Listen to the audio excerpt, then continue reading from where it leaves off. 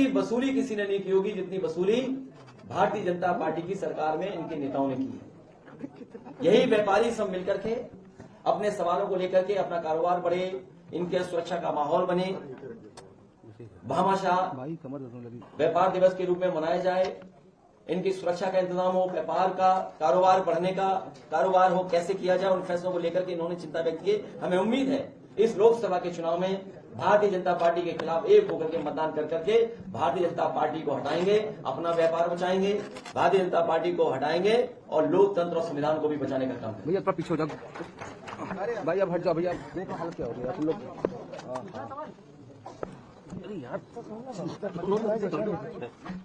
बहुत जल्दी आ जाएंगी और साथ ही साथ इन व्यापारी साथियों को सुविधाएं मिलें, उनका जो ज्ञापन है, उनके जो बिंदु है, मैं आप तक पहुंचा दूंगा प्रेस नोट के माध्यम से।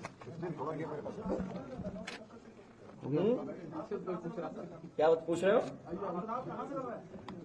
हम तो चुनाव जहां से लड़े, लेकिन ये व्यापारी साथी सब मिलकर के हराएंगे और इनका भी फार्मूला है।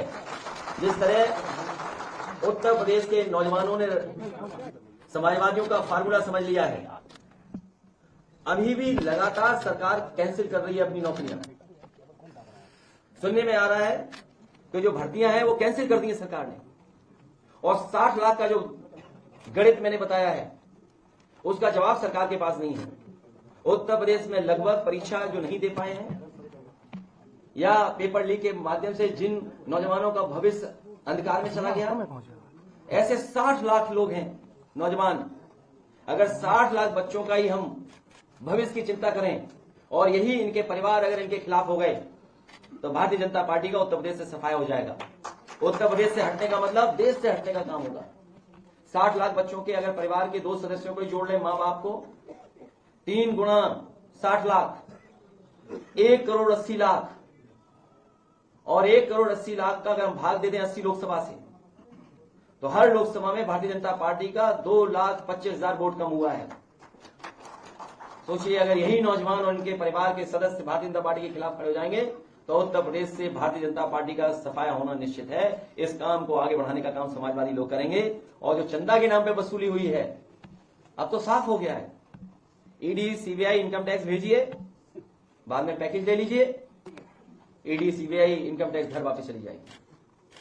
अब तो अखबारों ने भी लिख दिया, सूची लिख दी कि किसके यहां कब ईडी, सीबीआई पहुंची, पैसा मिल गया, चंदा मिल गया और वो जांच खत्म हो गई। ऐसी वसूली शायद दुनिया में किसी लोकतंत्र देश में नहीं होगी जैसी भारतीय जनता पार्टी ने करके दिखाई है। इसका जवाब भारतीय जनता पार्टी के पास नहीं है। न भर्ती का जवाब है, न वसूली का जवाब है। ये जो नौकरियां खोई है नौजवानों ने, जो रोजगार खोए हैं नौजवानों ने, जो व्यापार खत्म हो गया, हम उससे सहमत हैं टेक्नोलॉजी से, लेकिन कारोबारियों का कारोबार छिन जाए, भविष्य क्या होगा 10 साल बाद, हमें उस बात की चिंता करनी है। हमें ऑनलाइन, डिजिटल, इससे कोई शिकायत नहीं है, लेकिन हमारे छोटे कारोबारी का खत्म हो जाए, सब खत्म हो जाए। आप बड़े बड़े उद्योगपतियों का तो पैसा माफ कर रहे हैं, 15 लाख करोड़ रुपए माफ किया आपने, लेकिन अगर हमारा छोटा व्यापारी, छोटा कारोबारी अगर 10 लाख का भी लोन लेना चाहे तो क्या फ्री इंटरेस्ट के साथ है, क्या बिना कर्ज के साथ है क्या कोई? आप 15 लाख करोड़ तो माफ कर रहे हैं, लेकिन छोटे कारोबारियों के लिए क्या सुविधा है आपके पास? और समाजवादियों का हमेशा मानना रहा है, जब हमारा किसान खुशहाल होगा तो हमारा व्यापारी भी खुशहाल होगा। समाजवादी लोग उसी दिशा में काम कर करके अपने किसान को खुशहाल करेंगे और व्यापारियों को सुरक्षा और सम्मान दिलाने का काम समाजवादी लोग करेंगे।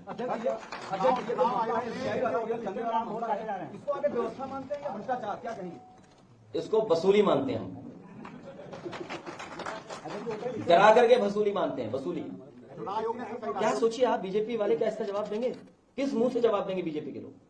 ये जो दूसरे लोगों पर ईडी, सीबीआई से अपमानित करते थे, जिन्हें बदनाम करने के लिए एजेंसियों से भेजने का काम करते थे, आज तो बात खुल गई ना, पोल खुल गई। क्या पोल खुल गई कि नहीं खुल गई? हमारे पत्रकार साथी सब जानते हैं कि पोल खुल गई। ऐसी पोल तो कभी नहीं खुली थी। क्या सूची आ गई है, किससे कितनी वसूली हुई। सोचो, जिसने हजारों करोड़ रुपए दिए उसकी ऑफिसर दरवाजे तक नहीं, उनके पते ही नहीं है, बताओ, और पैसा आ गया। भाई हर पार्टी को इलेक्शन कमीशन या हमारा एक्ट कहता है, नियम कहते हैं कि चंदा ले सकते हैं, लेकिन वसूली के थोड़ी लिए कानून बना है। सर इस पूरे मामले आप वसूली करवा रहे हैं, सोचिए आप। सर इस पूरे मामले का ईडी सीबीआई जांच हो सकती है क्या? आप मांग करेंगे क्या इस पूरे चंदे की जो आप जिसको वसूली बता रहे हैं? अब जो कुछ करेगी जनता करेगी। ईडी सीबीआई इनकम टैक्स से बड़ी हमारी जनता है। ये जनता ही बचाएगी लोकतंत्र को। ये हमारे व्यापार सभा के लोग बैठे हैं, यही बचाएंगे हमें, यही लोकतंत्र को बचाएंगे, यही संविधान को बचाएंगे। किस नियम में लिखा है कि आप वसूली कर लें? अरे वोटर लिस्ट तो है ही, उसके लिए लड़ाई लड़ते रहेंगे, लेकिन ये वसूली देखिए आप। ये कौन नहीं जानता कि वोटर लिस्ट में क्या करती है सरकार? कई बार शिकायतें की, हमारे पास शिकायतें हैं, हमने शिकायतें की हैं। और हम तो समाजवादी लोग वो लोग हैं जिन्होंने 18,000, एक नहीं, 2 वोट नहीं, 3 नहीं, 4 नहीं, 5 नहीं, 18,000 वोट वो दिए जो डिलीटेड थे, जो कभी जिंदा थे, जिन्होंने वोट डाले थे। सरकार ने जानबूझ करके समाजवादियों के वोट डिलीट कराए। 18,000 के वोटों की हमने सूची दी। अगर एक पे भी कार्रवाई की हो तो बता दीजिए आप। विद एफिडेविट दिया हम लोगों ने, विद एफिडेविट वो लिस्ट दी हमने। तो ये तो हमारे कार्यकर्ता और नेताओं को सतर्क रहना पड़ेगा और सावधान रहना पड़ेगा। इसलिए हो सकता है संविधान सेना, संविधान प्रहरी, संविधान रक्षक, इस तरह का हम अपने संगठन के लोगों को जिम्मेदारी दें।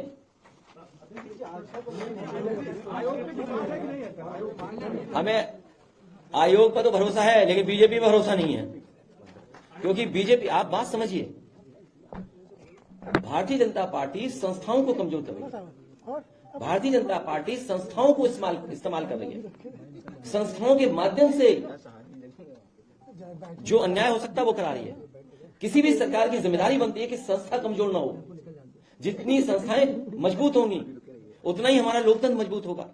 लेकिन भारतीय जनता पार्टी लोकतंत्र के बहाने संस्थाओं को कमजोर कर रही है, और जब संस्थाएं कमजोर होंगी तो लोकतंत्र कमजोर हो जाएगा। आप देखिए, समाजवादी ने 18,000 ऐसे लोग जो डिलीट कर दिए गए थे, डिलीटेड सूची में डाल दिया था उनका वोट, एफिडेविट के साथ दिया कि हाँ वो जिंदा है, उन्होंने वोट डाला था।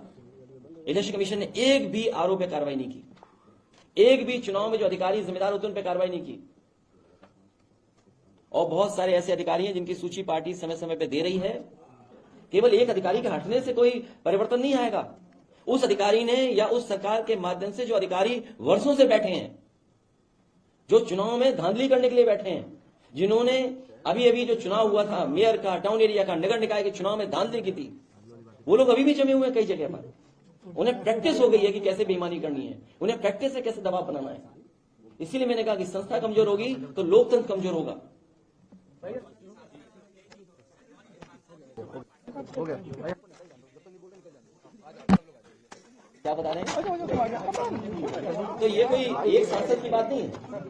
अगर आप देखेंगे 2019 में चंदौली के जो सांसद थे, या जो वहां शिकायतें हुई थी कि किस तरीके से पैसा लेकर के और लोगों के वोट डालने का जो साइन होता है उनकी उंगलियों पे लगाया गया था, और अगर खरीद करके लिया है तो तमाम गरीब और लोधी समाज के लोग जवाब देंगे। इनकी भाषा ये पहली बार नहीं हुई है, ये भाषा कोई पहली बार नहीं बोली गई है। ये तो उनके हार का डर है। तमाम भारतीय जनता पार्टी के सांसदों को जनता का जवाब देना पड़ेगा। जनता उनसे जवाब मांगेगी, उनसे हाजिरी मांगेगी, क्या किया उन्होंने 5 साल में या 10 साल के कार्यकाल। ये दूसरी पार्टी का मैं क्या जानूं, किसकी टिकट मिल रही है, किसकी कट रही है। बिहार में हमारा संगठन तय करेगा कि क्या निर्णय लेना है उसका। मोदी कैबिनेट से पश्चिमी बिहार ने इस्तीफा दे दिया है और वो कह रहे हैं कि हमारे साथ नाइंसाफी हुई, क्या इंडिया गठबंधन में शामिल होने जा रहे हैं? पूरे देश की जनता के साथ अन्याय हुआ है। भारत के परिवार जितने भी उनके साथ अन्याय किया भारतीय जनता पार्टी ने। पहली साल संयुक्त रैली कब होगी सर आपकी? आपको जानकारी दे दी जाएगी, आपको जानकारी दे दी जाएगी।